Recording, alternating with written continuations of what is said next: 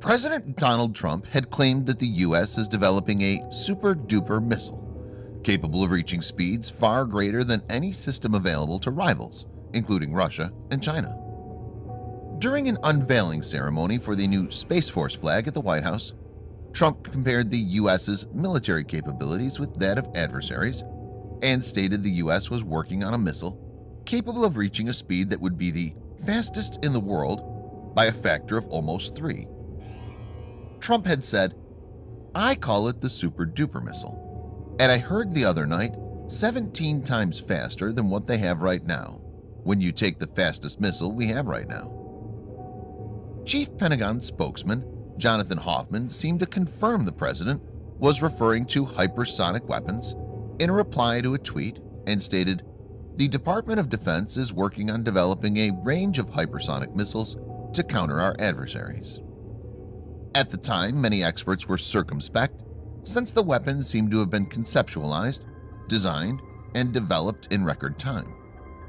But this has come true. CNN reported, citing a senior defense official, that the U.S. military recently tested a hypersonic missile that flew 17 times faster than the speed of sound. The senior defense official said in the report, what he, Donald Trump, was referring to really was the recent flight test that we've performed in March, where we flew 17 times the speed of sound. There's presidential level support and interest in what we're doing.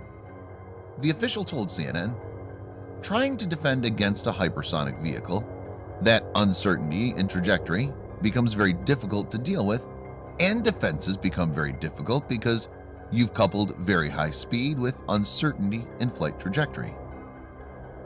In this video, Defense Updates analyzes how U.S. President Trump's super-duper missile has actually come true.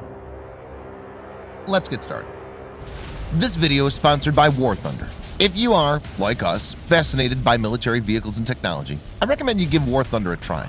It's a military vehicle combat game which you can download and play for free on PC, PlayStation 4, and Xbox One with cross-platform support.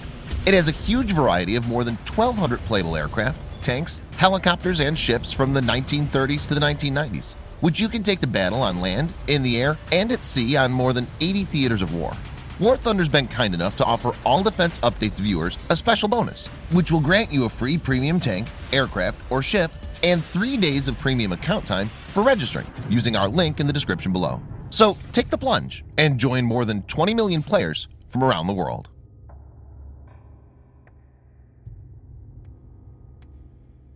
An object is said to be hypersonic once they exceed speeds of Mach 5. That's 5 times the speed of sound.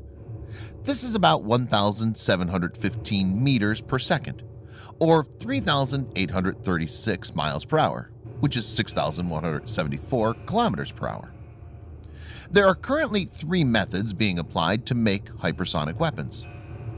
The first is using a scramjet engine. The scramjet is an innovation on the ramjet.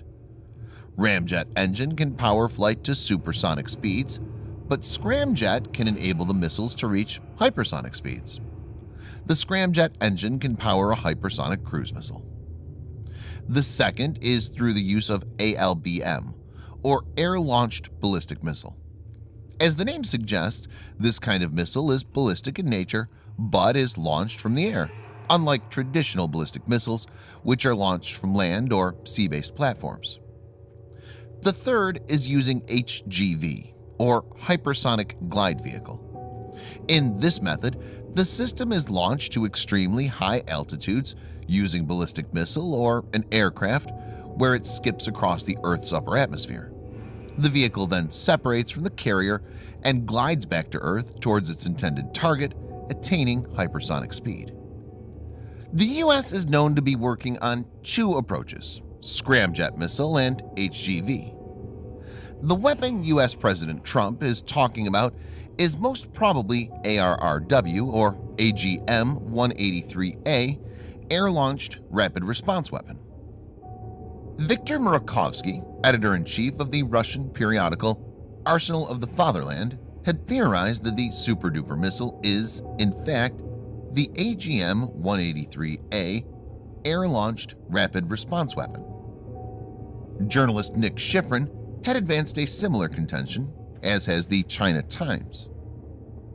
Arrw uses the HGV approach and is actually an evolution of the Defense Advanced Research Project Agency's DARPA Tactical Boost Glide (TBG) effort. As per DARPA, the system was estimated to reach speeds of Mach 17 to 20 when it glides back to the target.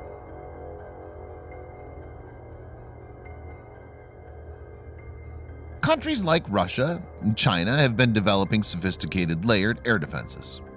These systems are difficult for traditional aircraft and missiles to penetrate. This is where hypersonic weapons come in. Their extreme speed and ability to fly in unpredictable paths give them a high probability of penetrating the air defenses. They'll be very hard to track, let alone intercept. It's to be noted that traditional ballistic missiles like LGM-30 Minuteman III also reach hypersonic speed of more than Mach 20 when it descends down on the target, but it follows a predictable, predefined parabolic path which could lead to possible interception by modern anti-ballistic missile defense systems. Hypersonic weapons don't have that constraint and hence will be suitable for neutralizing well-defended strategic military assets. Russia has claimed that it has already fielded an air-launched ballistic missile named Kinzhal and has claimed that it has operationally deployed hypersonic boost glide vehicle named Avangard. China is thought to be pursuing hypersonic weapons as well. It's shown off mock-ups of its road-mobile DF-17 as part of the October 2019 celebrations commemorating the 70th anniversary of the founding of the People's Republic of China. On June 12, 2019, India claimed to have tested a hypersonic weapon.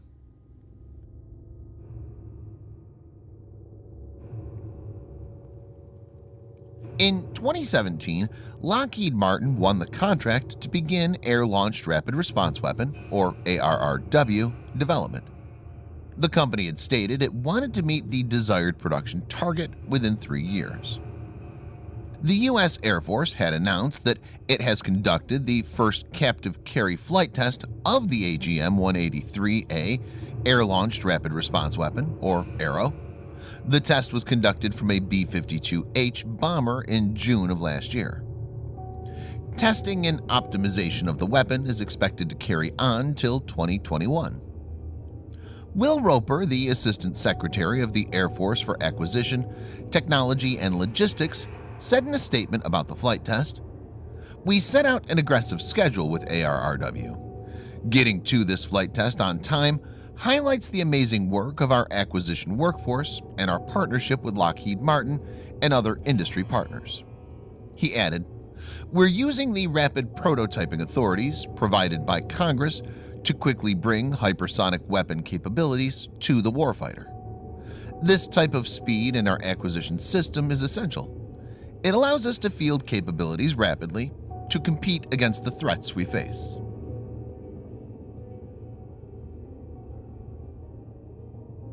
According to Popular Mechanics, the U.S. Air Force is considering using the remaining fleet of B-1B bombers as AGM-183A firing platforms.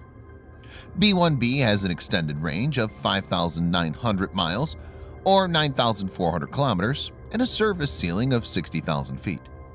The engine performance makes B-1B capable of hauling a lot of weapons. B-1B has a massive payload of 125,000 pounds, that's 56,700 kilograms, internal and external ordnance combined. It has 8 external hardpoints for 50,000 pounds, 23,000 kilograms, of ordnance, and 3 internal bomb bays for 75,000 pounds, or 34,000 kilograms, of ordnance. As per mission requirements, B-1B can carry a variety of ammunitions, like Mark 84 general purpose bombs, CBU 87, 89, CBU 97 cluster bomb units, GBU 38 JDAM, AGM 158 Joint Air-to-Surface Standoff Missile, JASSM, to name a few. Depending on the exact size and profile of the ARRW, The B-1B could theoretically carry 31 of these.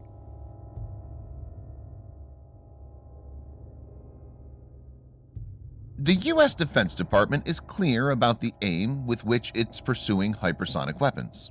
Mark Lewis, the department's Director of Defense Research and Engineering for Modernization, had told reporters, "Our goal is simply we want to dominate future battlefields." Reports indicate that the Defense Department plans to carry out at least 40 test flights of hypersonic missiles over the Pacific Ocean in the next 4 years.